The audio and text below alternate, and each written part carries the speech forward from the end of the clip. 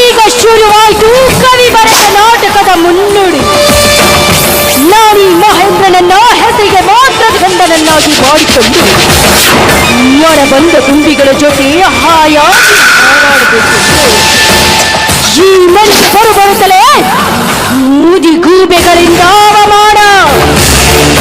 ಅವಮಾನದ ಪ್ರತಿಕಾರದ ಸೇಡು ನಾ ತೀರಿಸಿಕೊಳ್ಳದೆ ಹೋದ್ರೆ ನನ್ನ ಹೆಸರು